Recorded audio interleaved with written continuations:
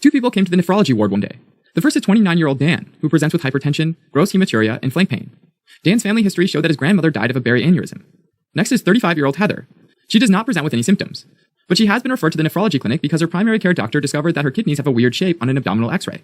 Both individuals underwent abdominal ultrasound. Dan had mini cysts of different sizes on both kidneys, while Heather's kidneys are located lower than normal and appear fused together. Both Dan and Heather have congenital renal disorders. The renal system starts developing during week 4 of intrauterine life. It comes from the mesoderm, which is one of the 3 primitive germinal layers. More specifically, it develops from a portion of the mesoderm called the intermediate mesoderm. The intermediate mesoderm on either side of the embryo condenses to form a cylindrical structure called the urogenital ridge, and a portion of the urogenital ridge called the nephrogenic cord gives rise to the urinary structures. During renal development, the nephrogenic cord gives rise to 3 sets of structures. The non-functional pronephros in the embryo's head region, which regresses by the end of week 4. Then the mesonephros forms, appears in the thoracic and upper lumbar region, and acts as temporary kidneys until they regress in week 12. Finally, the metanephros develops in the pelvic region, and it forms the permanent kidneys. Alright, the metanephros sprout small buds called the ureteric buds. At the same time, the intermediate mesoderm gives rise to another tissue called the metanephric blastema. The blastema releases growth factors that stimulates the ureteric bud to become the ureter, the renal pelvis, the renal calyces, and the collecting ducts. Meanwhile, the ureteric bud releases growth factors that cause the metanephric blastema to develop into nephrons. At around week 20, the metanephric kidneys take over urine production, and this becomes the major source of amniotic fluid.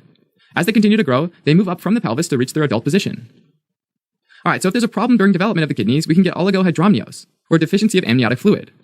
As a result, a number of things can happen, leading to the so-called Potter sequence. With less amniotic fluid, there's pulmonary hypoplasia. Not only that though, with less amniotic fluid, there's less space in the amniotic sac, and so the fetus is literally compressed into a smaller space, which causes developmental abnormalities like a flattened face, wrinkly skin, low-set ears, as well as limb abnormalities like clubbed feet.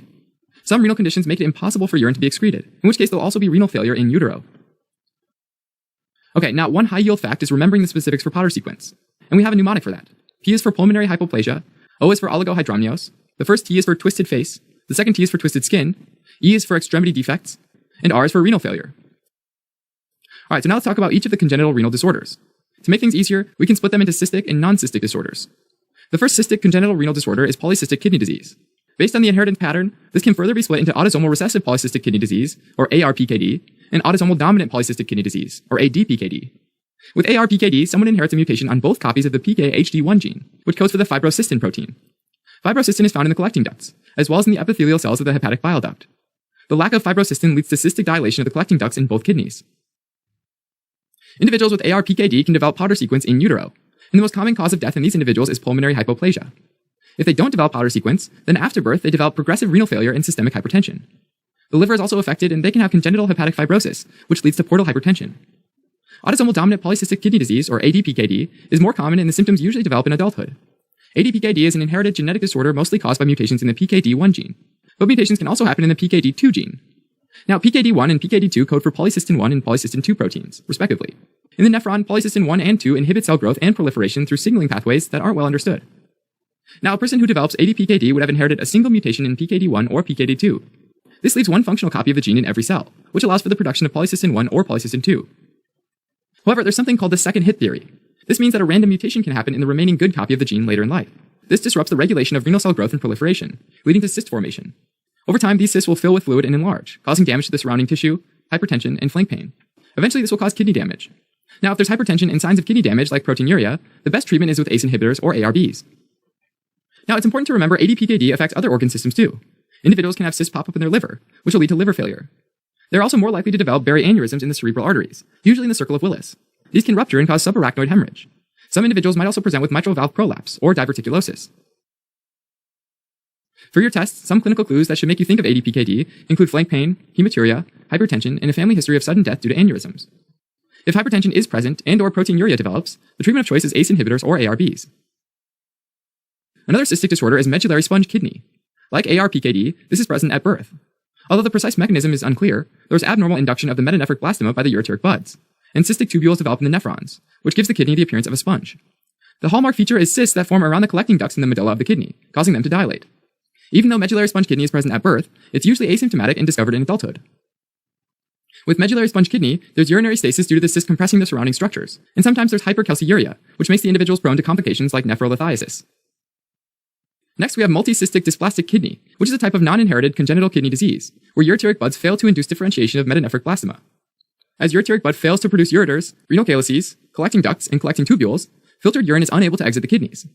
This results in a buildup of urine and formation of multiple fluid-filled cysts that are composed of abnormal connective tissue. In most cases, multicystic dysplastic kidney is unilateral, and it can go undiagnosed since the other kidney compensates the renal function. But in some neonates, health professionals can detect palpable flank mass, and then an ultrasound must be performed. In rare cases, multicystic dysplastic kidney can be bilateral, and then it leads to Potter sequence. Finally, we have medullary cystic kidney disease. Now, although it's in our cystic kidney disease section, development of cysts is actually not that common. So the newer term is autosomal dominant tubulointerstitial kidney disease. Here, mutations in genes that code for mucin or uromodulin cause dysfunctional protein synthesis, which leads to tubulointerstitial fibrosis and the occasional cyst in the medulla and corticomedullary junction. Over time, this leads to renal insufficiency with inability to concentrate urine, and eventually renal failure. Now, an important clue is that children with this disorder are more likely to develop gout at a young age. A kidney ultrasound shows small-sized kidneys, while medullary cysts are usually not visualized. Okay, so now let's move on to non-cystic congenital disorders. First, there's renal agenesis, which is when one or both kidneys do not form. With renal agenesis, the ureteric bud fails to induce development of the metanephric blastema, and so either one or both kidneys don't develop. Although not completely known, it's thought that this is a result of a combination of genetic as well as in utero environmental factors, like toxins and infections. When renal agenesis is bilateral, it leads to renal failure in utero and Potter sequence, and this is not compatible with life. When one kidney is formed and functioning, this is called congenital solitary functioning kidney. The person is usually asymptomatic, but the solitary kidney needs to do all the work, so there will be hypertrophy and over time there's a risk of renal failure due to hyperfiltration. Next we have duplex collecting system, where the ureteric bud either splits or arises twice from the mesonephric duct. Based on the level of fusion, duplex collecting system can present as bifid renal pelvis, partial ureteral duplication, also known as Y-shaped ureter, incomplete ureteral duplication, or V-shaped ureter, where the ureters join together near or in the bladder wall, and complete ureteral duplication, where the duplicated ureter has a separate ureteric opening. Now remember that this congenital disorder is highly associated with other abnormalities of the urinary tract, like ureteral seal. With this condition, the part of the ureter that enters the bladder swells like a balloon, thereby obstructing the flow of urine. Eventually, ureteral obstruction can lead to vesico-ureteral reflux and frequent urinary tract infections. Moving on to posterior urethral valves, or PUV, which is a congenital disorder in genetic males. Normally, the mesonephric duct fuses with the cloaca, leaving behind the remnants of this process called plicae caliculi. But in posterior urethral valves, there's an abnormal fusion of the mesonephric duct and cloaca, which leads to the formation of membranous folds, or flaps of tissue. These membranous folds obstruct the posterior urethra and cause bladder outlet obstruction. Now, it's important to remember that PUV is the most common cause of bladder outlet obstruction in males, and it can be diagnosed by prenatal ultrasound, which can show a dilated bladder, thickened bladder wall, and bilateral hydronephrosis. Finally, we have horseshoe kidney, where the two kidneys fuse together during fetal development. Between the 4th to 6th week, the kidneys are pretty close together, and it's thought that some flexion or growth of the developing spine and pelvic organs essentially squish them together. This allows the inferior poles of the kidneys to touch and fuse, forming what's called a fibrous isthmus. Horseshoe kidney is also associated with chromosomal aneuploidy syndromes, like Turner syndrome, trisomies 13, 18, or 21. They can also be caused by teratogens, like thalidomide or alcohol. Whatever the cause, during the 7th and 8th weeks, the fused kidneys try to migrate up into the abdomen, where they get trapped under the inferior mesenteric artery, which keeps them lower in the abdomen than normal. Now, the kidneys function normally at first, but due to the abnormal anatomy of the kidneys, there can be urinary stasis, which increases the risk for urinary tract infections and kidney stones. There could also be ureteral pelvic junction obstruction that prevents urine from flowing from the renal pelvis into the ureters. Both kidney stones and UPJ obstruction can block normal urine flow, causing the kidneys to swell up, leading to hydronephrosis. Alright, as a quick recap.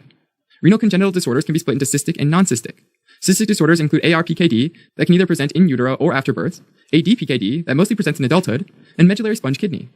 Non-cystic disorders include renal agenesis that can be bilateral, in which case a person develops Potter sequence in utero. Then there's unilateral renal agenesis, and finally horseshoe kidney. Coming back to our cases, Dan has ADPKD and the cysts in his kidneys are causing the hematuria and flank pain. Another clue is that Dan also has a family history of Barry aneurysms, which is common with ADPKD. Regarding Heather, she has an asymptomatic horseshoe kidney, which does not need regular reevaluation, but she's more likely to develop kidney stones and UTIs.